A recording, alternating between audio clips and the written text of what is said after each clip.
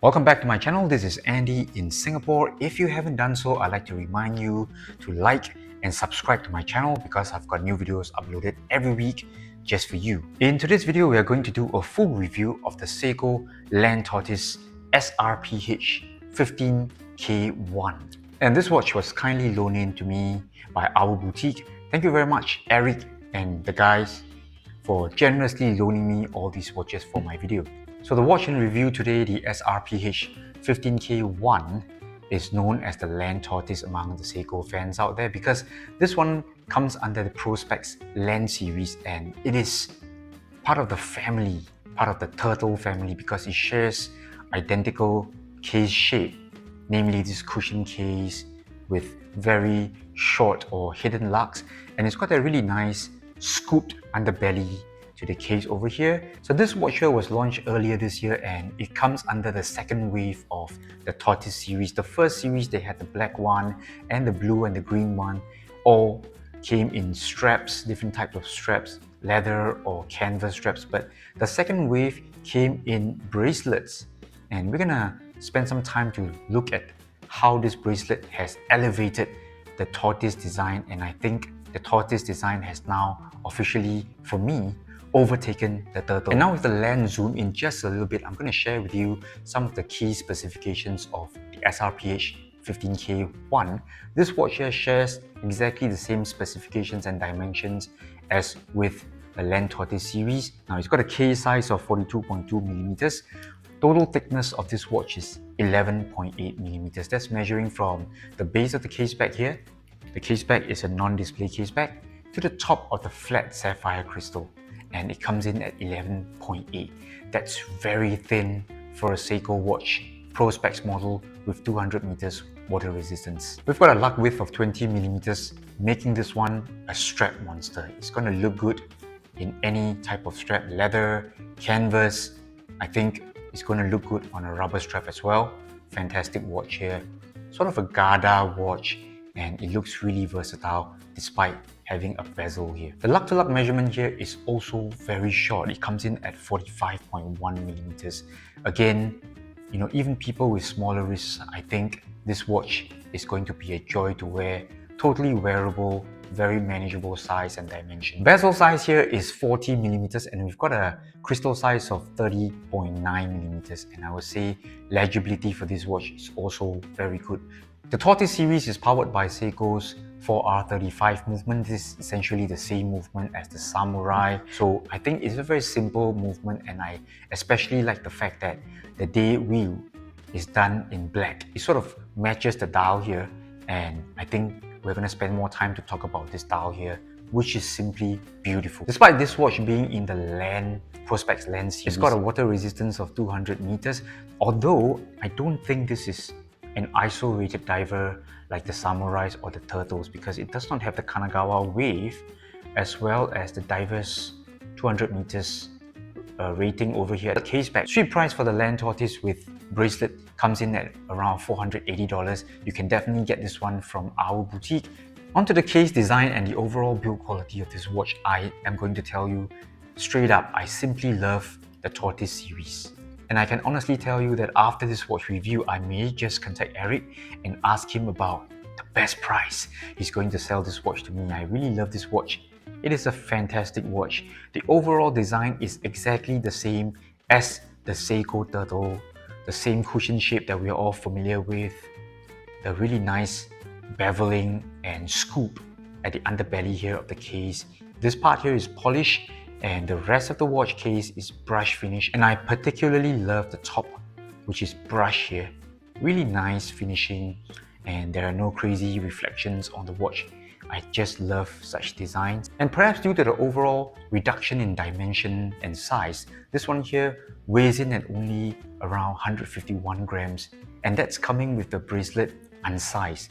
I would say that's a really good weight reduction because the Turtles or the Samurais typically come in at close to 200 grams with the bracelet unsized. I really love this weight reduction here. I think wearing it on the bracelet here is also going to be very comfortable. So I did the same size comparison as well as the build comparison between my own Turtle and the Tortoise when I did the review for the SRPG 15 last year. And here I'm going to do the same comparison. You can see that the case is exactly the same.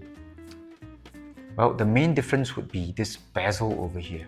On the turtle here, we've got this grenade type of finishing on the edge of the bezel, whereas over here we've got a really simple coin edge, and I think this one here really suits the overall weight reduction and the reduction in size and dimension. I think this one here has a more elegant finish, classier look to it, as opposed to the sportier look of the turtle. Now that we're talking about this bezel over here, it's got a really nice coin edge, but the main difference between the tortoise and the turtle would be this bezel. This one here is not clicking at all, alright? It's sort of a friction type of bezel because it is after all a compass bezel, which I have no idea how to use actually. Also worth noting that despite the fact that this bezel will never be misaligned because there is no gasket or clicking mechanism, it is always misaligned as well. Just have a look at how the markers line up. So on the compass bezel, each of the minute markers or hash markers, they do not line up with the chapter ring of the watch. Alright, and this is intentional obviously. It is not because it's misaligned, because you can see north, south, east, west, they're all nicely aligned, but the chapter ring here, the minute markers, they are not aligned with the compass markers at all, and I'm not too sure how this one works, but I guess it's part of the design. So as mentioned earlier in this video, the second wave of tortoise watches, they come with a bracelet, and I think this is a very, very important and nice touch, alright, put in by Seiko. This bracelet here, despite not having the safety flip lock, alright, I think it has actually made it more wearable because it's less bulky, it's got a shorter clasp, and it's thinner. It's a full solid bracelet here. It's a full solid bracelet, and it still uses friction pins. But I think in terms of wearability and size, I think this one here is very welcome, right? The overall weight reduction and all that. It's just fantastic, okay? I'm loving this watch. I think it's gonna look good on any strap, but even on this bracelet here, it looks great. Still very wearable, the weight is very manageable. And moving on to the dial design, this one here has got that lovely, deep, dark green sunburst dial. Sort of reminds me of the Seiko Sumo SPB103 that I reviewed last year. I briefly owned that one. I would say this one here is in an even darker shade of green. It still maintains and keeps that sunburst look. Alright, but in many angles, it looks as though it is black. But when you get in enough light play or tilt it at a certain angle, this green sunburst here is stunning, alright? And then we got little pops of gold here at the seconds hand, as well as the 20 bar water resistance rating over here. Really nice pops of colors. This one here is done in gold, although at certain angles it looks like yellow. So green, yellow, gold. I think everything matches really well. The markers here look as though they're applied.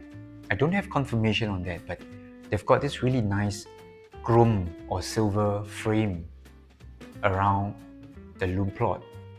Again, nice touch here. Seiko logo is also applied, the Seiko logo. The only printed text will be the automatic and the Pro Specs logo and the 20 bar water resistance, as well as the chapter ring here, which is also a very deep dark green. I have no confirmation if this watch has got AR coating on the other side of the crystal, but it does look like there is none because there's quite a bit of reflection, but thank goodness this one here is on a flat sapphire crystal, so I would say the reflections and the distortions are not too bad.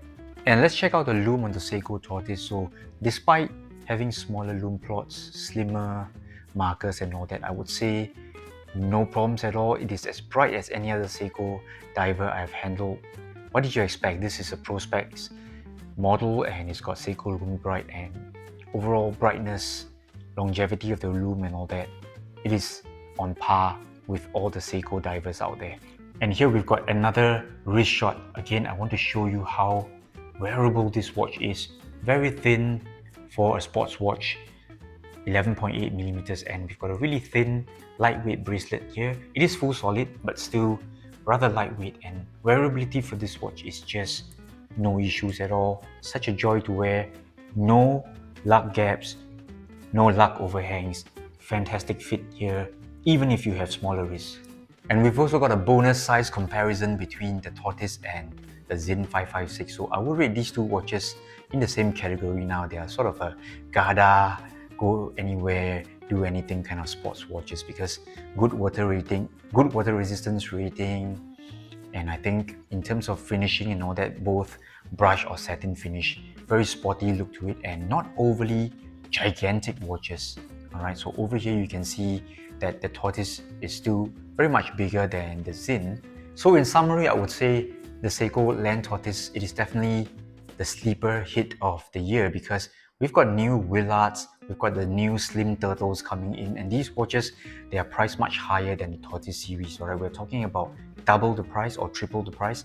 This one here typically comes in at street price of just under 500 Singapore dollars. And those watches, they typically go for closer to the 1500 Singapore dollars mark. And for this one here, in terms of look, in terms of wearability, I think no problems at all. Simply a stunning watch from Seiko. I'm just surprised not too many people are into this watch. And there you have it. That was my review of the Seiko Tortoise SRPH15K1. To me, this watch is simply a winner. If you like this watch, if you like this video, please subscribe to my channel. I'll see you next week together with George and his weird looking plant over here. Bye bye.